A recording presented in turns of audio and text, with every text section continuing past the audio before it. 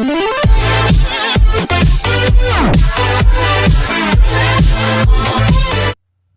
day! Our lesson for today is all about solving real-life problems involving inverse function. In this video, students will be able to, number 1, recall how to find the inverse of a function. Number 2, solve problems involving inverse functions and evaluate inverse functions and interpret results.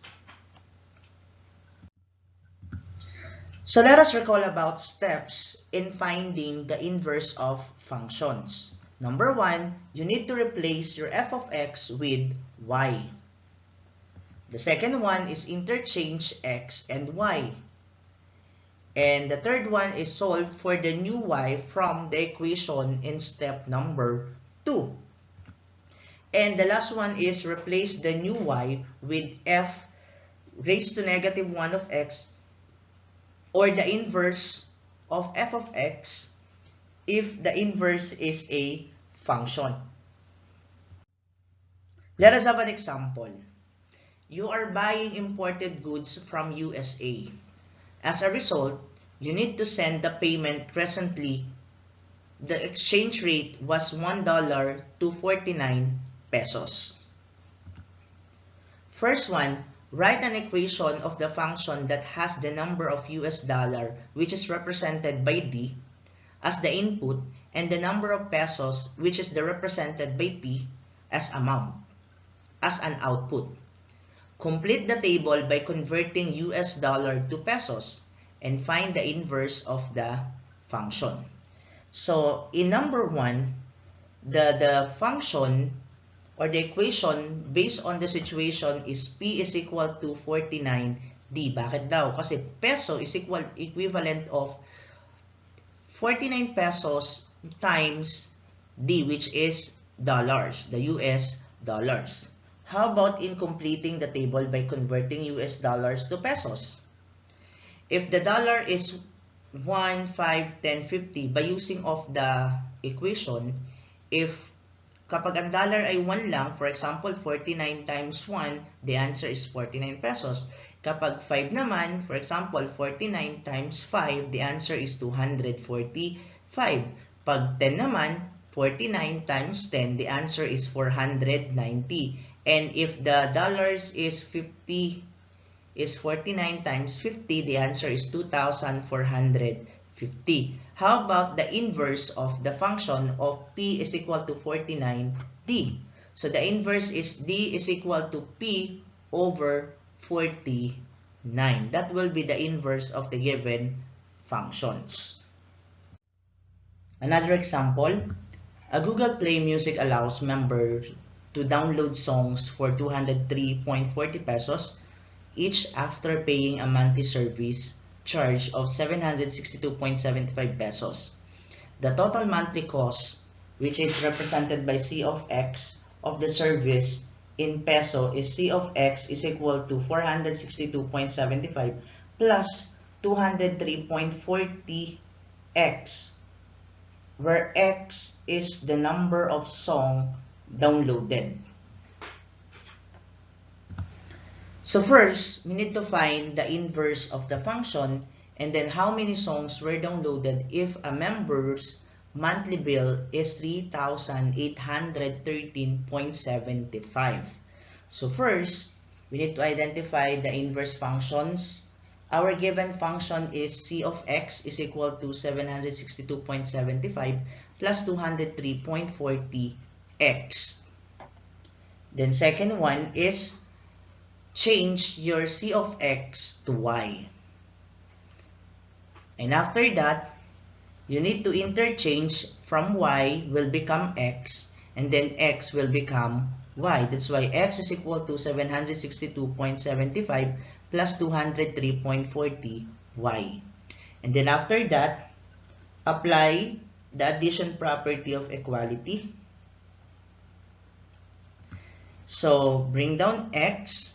So yung dating positive 762.75, pag nilipat mo sa kabila, so from positive will become negative 762.75, is equal to 203.40 y. So may iwan lagi yung may variables na y. Then after that, divide both sides by 240 para ma-cancel natin. Cancel. So parang matira na lang is y. So y, this is the answer. X minus 762.75 over 203.40 is equal to y. And after that, pagtapos na, you need to rewrite into inverse function, which is the inverse function now is the inverse function is equal to x minus 762.75 over 200.40. So that will be the inverse functions. How about the second question?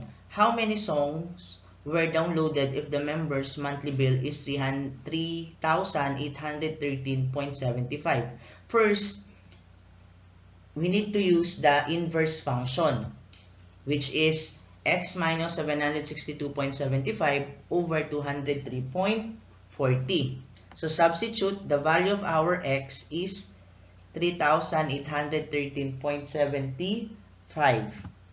So which is 3,813.75 minus 762.75 divided by 203.40. That's why the answer is 15. Meaning 15 songs downloaded if the member's monthly bill is 3,813.75.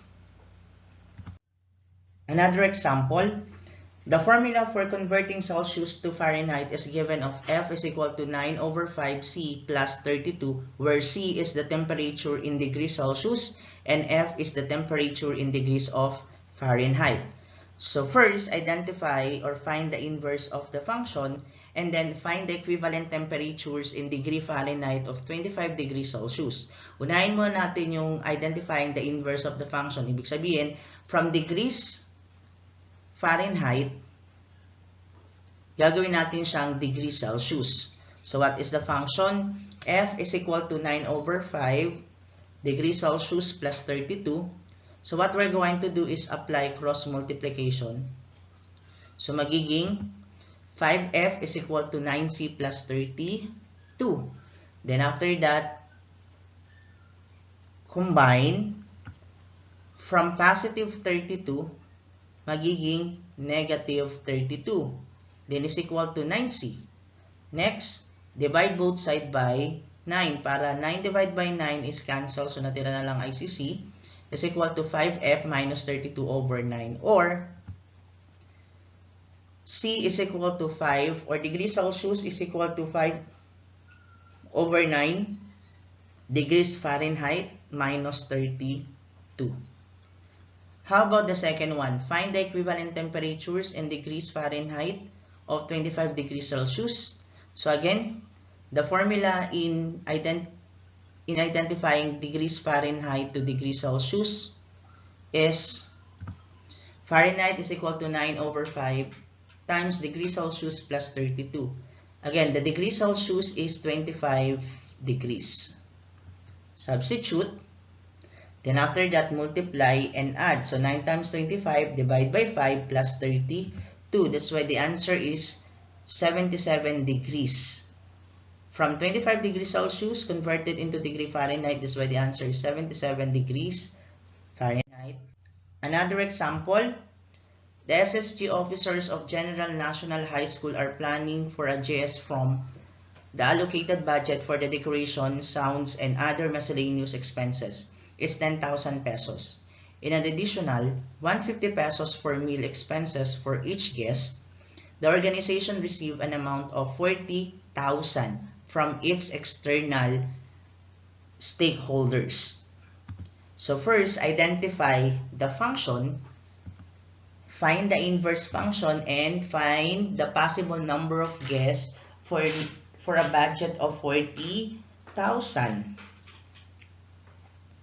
So what is the function? The function is f of x is equal to 10,000 plus magdadagdag ng additional payment na 150 pesos kada isang guest. How about the inverse function? F of x is equal to 10,000 plus 150x. Again, from f of x, gawin nyo siyang y. Then, the third step is interchange from y to x, from x to y. Then, after that, apply the addition property of equality. So, bring down x. From positive will become negative 10,000 is equal to 150y. Then, divide both side by 150 para makancel yung kasama ni y. So, cancel. So, y na lang natira. So, x minus 10,000 over 150. Then, the answer is x minus 10,000 over 150 is equal to y, or the inverse function is x minus 10,000 over 150. So this is the final answer. How about the third one? Find the possible number of guests for a budget of 40,000. Again, apply the inverse function. Then our value of x is 40,000 pesos. So substitute. So 40,000 minus 10,000 divide by 150, the answer is 200. So meaning, the number of guests na magkakasya dun sa budget is 200 guests. Thanks for watching. Don't forget to like, share, and subscribe to Teacher Ren TV. Thank you.